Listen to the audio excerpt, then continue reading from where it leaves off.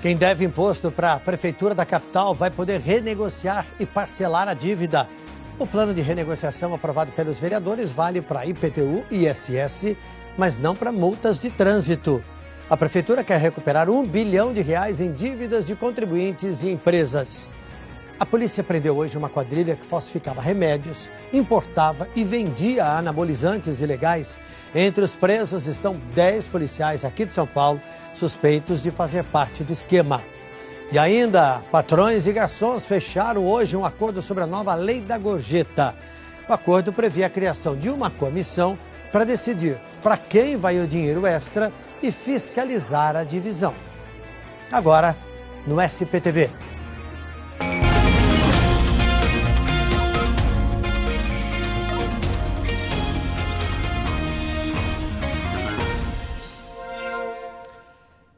Olá, boa noite a todos. 10 policiais da capital foram presos hoje na Operação Proteína, que apura a fabricação, importação e distribuição ilegal de medicamentos, principalmente anabolizantes. A investigação começou no Rio Grande do Sul, mas a sede da quadrilha era aqui em São Paulo.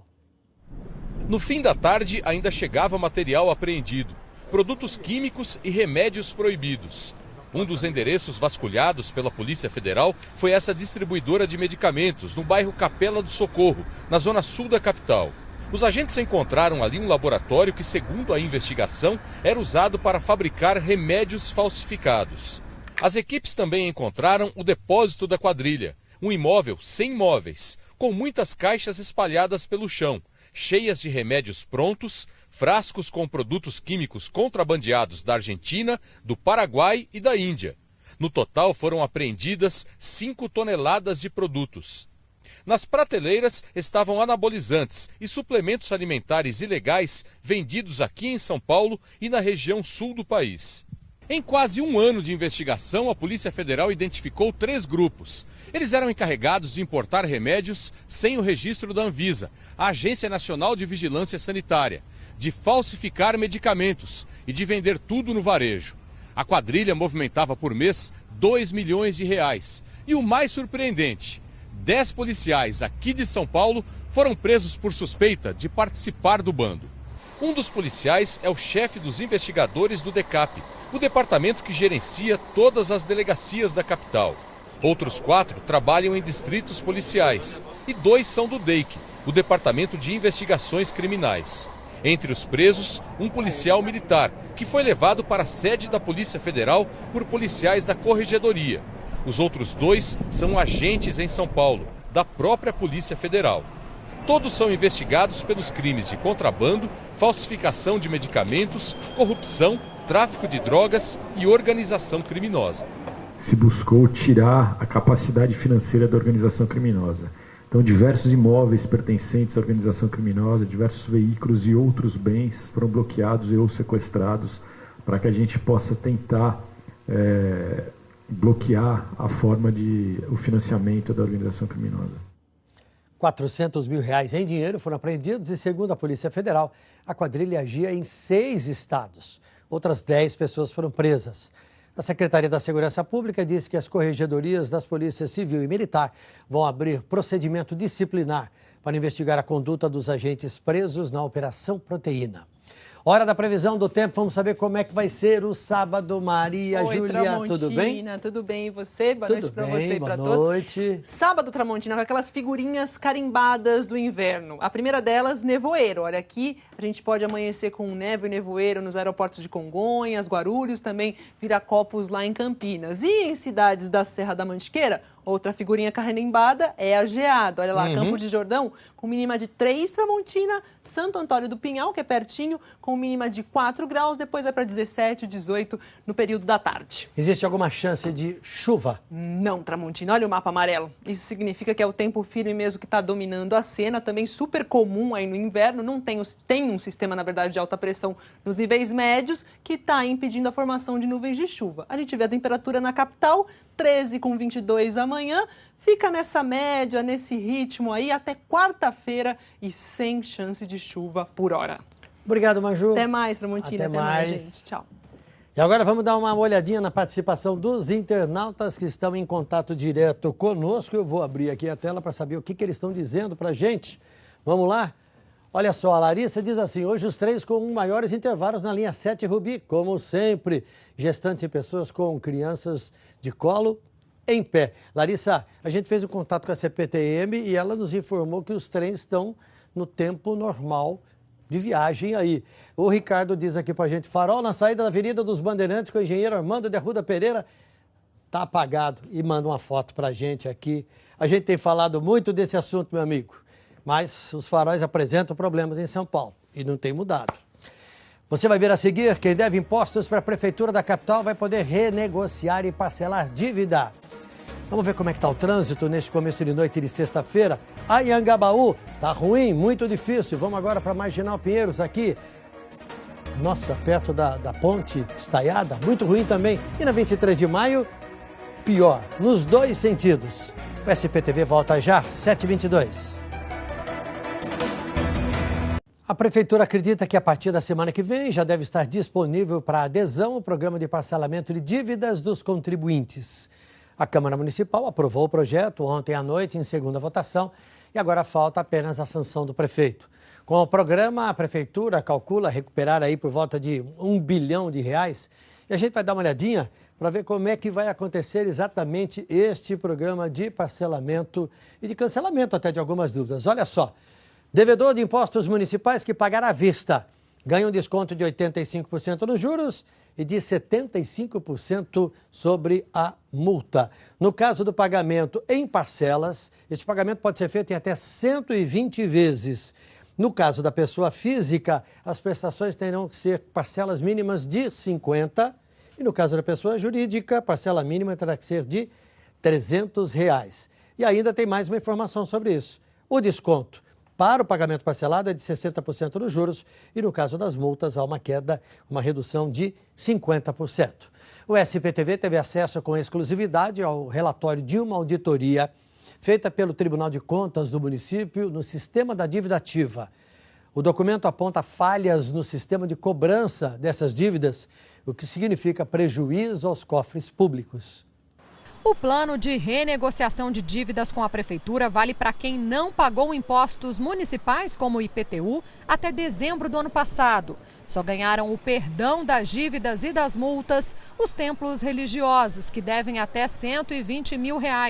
A proposta foi incluída na última hora, depois de uma pressão da bancada cristã para aprovar o projeto. As multas de trânsito ficaram de fora desse plano de renegociação. E são justamente elas que representam a maior quantidade de gente devendo. São mais de 7 milhões de inscrições na dívida ativa. Em valores, as maiores dívidas são de ISS e IPTU. O Tribunal de Contas do município fez uma auditoria no sistema da dívida ativa da Prefeitura entre janeiro e agosto do ano passado para checar como andava a cobrança de taxas e impostos atrasados. E encontrou várias falhas.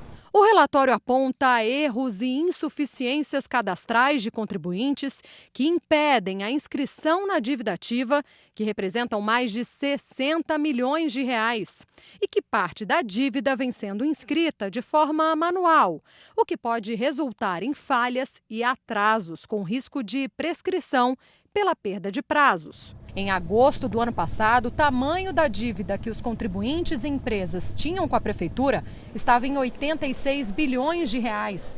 Mas agora está por volta de 100 bilhões. Isso significa que a Prefeitura está deixando de receber ainda mais dinheiro do que deveria. E o pior, pelas contas da Secretaria da Fazenda, o município só deve conseguir recuperar 1% disso este ano. A Prefeitura analisa o relatório e diz que vai investir na melhoria do sistema. Nós reconhecemos que tem melhoras para serem feitas, mas nós estamos atacando esses pontos e certamente, se compararmos com 10 ou 15 anos atrás, houve uma evolução bastante importante. Por lei, os templos religiosos já são isentos de tributos. Só que essa isenção é concedida depois de um processo que leva tempo. E nesse período, as igrejas acabam acumulando dívidas. O texto aprovado prevê anistia aos templos enquanto durar este processo. No próximo bloco você vai ver patrões e garçons fecharam um acordo sobre a nova lei da gorjeta. E a gente vai trazer os detalhes já já. Agora o trânsito, vamos ver a Avenida dos Bandeirantes. Aqui as imagens. Agora mudamos para a Avenida Paulista. O trânsito é intenso no sentido Paraíso. A gente volta já, 7h28.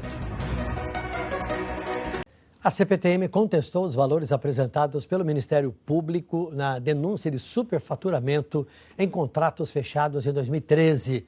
O promotor disse que não houve erro. No portal Transparência, onde é possível checar as despesas do governo do estado, as contas estão a favor da companhia. A denúncia do promotor Marcelo Mendrone diz que houve superfaturamento de 487 milhões de reais nos 6 contratos para manutenção preventiva e corretiva de trens, fechados em 2013. No entendimento do promotor, a CPTM fechou 6 contratos pelo valor de 907 milhões de reais, mas com correções, o valor efetivamente pago chegou a 1.353 milhões de reais. A CPTM contestou esses números, depois que o jornal Folha de São Paulo apurou que havia erro nas contas do promotor e apresentou valores. Na tabela a qual o SP2 teve acesso, o valor total orçado é de 1.350 milhões, mas o valor total dos contratos é de 907 milhões de reais. Por lei, a CPTM é obrigada a lançar as despesas no portal da transparência do governo do estado. Nós checamos o que a companhia declarou referente aos 6 contratos com as empresas envolvidas na reforma dos trens. De 2013 até o dia 21 de junho deste mês, consta que a CPTM pagou 758 milhões de reais às empresas e consórcios vencedores das licitações. 40% para a CAF e 60% para o consórcio TMT. O presidente da CPTM disse que o promotor fez confusão ao analisar os relatórios da diretoria. A gente homologa os valores contratados, os valores que foram efetivamente licitados em relação ao valor orçado. Ele utilizou como valor pago o valor que, na verdade, tinha sido orçado para essa licitação. O promotor não reconhece o erro e disse que vai manter a denúncia, que ainda inclui formação de cartel, e vai pedir uma perícia contábil nos contratos. É muito estranho que a CPTM faça 6 licitações de uma só vez, porque, em tese, os trens precisam ser reformados, e depois faça uma valoração dos orçamentos criminosamente superfaturados e depois não usam esses mesmos valores. A CPTM explicou que contratos de manutenção podem sair mais baratos porque seguem valores variáveis dependendo do que for preciso contratar e que já apresentou todos os documentos que o Ministério Público pediu em 2013 e 2014. Trabalhadores e donos de bares, restaurantes e hotéis chegaram hoje a um acordo para regulamentar a nova lei da gorjeta. Decidiram que cada estabelecimento vai decidir quem recebe o valor extra e que, dependendo do caso, pode ter um comitê para acompanhar os repasses. O papo estava bom, a comida também, mas está na hora da conta. Os amigos dividem cada centavo, até os R$20 da gorjeta. Eu acho que dependendo do local, se a gente é bem atendido e tudo mais, às vezes é justo pagar a gorjeta, né, e tudo mais. Nesse restaurante, toda a gorjeta é dividida entre os funcionários. E o dono ainda não começou a recolher o imposto que foi aprovado pelo Congresso em março. Ele estava esperando o acordo que foi costurado hoje entre patrões e empregados e que vai regulamentar o que ainda estava em aberto. A partir de agora, os 50 mil estabelecimentos da Grande São Paulo terão 120 dias para fazer um acordo coletivo com os trabalhadores nos sindicatos. Cada bar, restaurante, lanchonete e hotel é que vai decidir quais são os funcionários que vão receber a gorjeta e a parte que cabe a cada um. Nas empresas com mais de 60 empregados, será obrigatória a criação de uma comissão para fiscalizar o repasse da gorjeta. E a lista com o nome dos funcionários dessa comissão deverá estar também no acordo. E esse valor passa a incidir sobre a remuneração mensal do funcionário. Quer dizer, vai entrar na conta do Fundo de Garantia, INSS, 13º e férias. Isso foi uma grande vitória para nós. Isso de ideia, que deu uma conquista para nós hoje, foi excelente. Pela lei, o governo vai recolher entre 20% e 33% de imposto da gorjeta, dependendo do faturamento do bar e restaurante. E o que sobra é repassado entre os funcionários. É necessário para a empresa, porque fica uma situação jurídica tranquila e calma de que recebeu essa gorjeta e que pagou.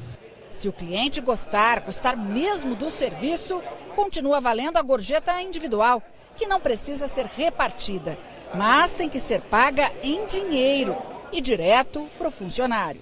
Para mim, os 10% vai para um bolo que eu não sei como é que é feita a divisão. E se eu der direto para o garçom, eu estou dando pelo atendimento, pela recepção que eu recebi naquele local. Então, eu acho que é mais justo. Vamos ver o que os internautas estão postando aqui com a hashtag SP2 nesse momento, olha só. O Quinho diz, eu prefiro dar gorjeta diretamente ao garçom do que pagar os 10% pelo serviço. Assunto dessa reportagem que acabamos de mostrar. E o Leandro diz, quando é que vai acabar o comércio ilegal de anabolizantes? O povo vende livremente nas academias, a fiscalização tem que ser pesada.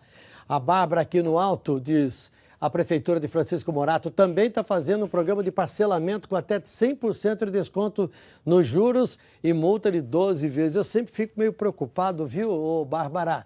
Porque quem paga em dia, cumpre tudo. Depois, lá na frente, tem um generoso desconto para os atrasados, hein? Para terminar, uma imagem curiosa, porque uma preguiça apareceu hoje num condomínio da Zona Sul de São Paulo. É uma preguiça de 3 dedos. Animal nativo da Mata Atlântica. Foi encontrada por um jardineiro caminhando pela área interna do condomínio, na região do Morumbi. Ainda não se sabe como é que o bicho foi parar ali. A Secretaria do Verde e do Meio Ambiente foi acionada, mandou uma equipe do Centro de Manejo e Conservação de Animais Silvestres. E antes da chegada da equipe, a visitante inesperada ganhou toda a atenção dos moradores. Fez sucesso. A preguiça foi resgatada agora no comecinho da noite. Ela vai passar por exames veterinários, por tratamento, se for necessário. E quando estiver totalmente recuperada, vai ser devolvida à natureza. Legal. As nossas reportagens estão todas lá no Globoplay. Você pode acessar com facilidade. Notícias do Brasil e do mundo estão no Jornal Nacional, às 8h30. Boa noite a todos e até amanhã.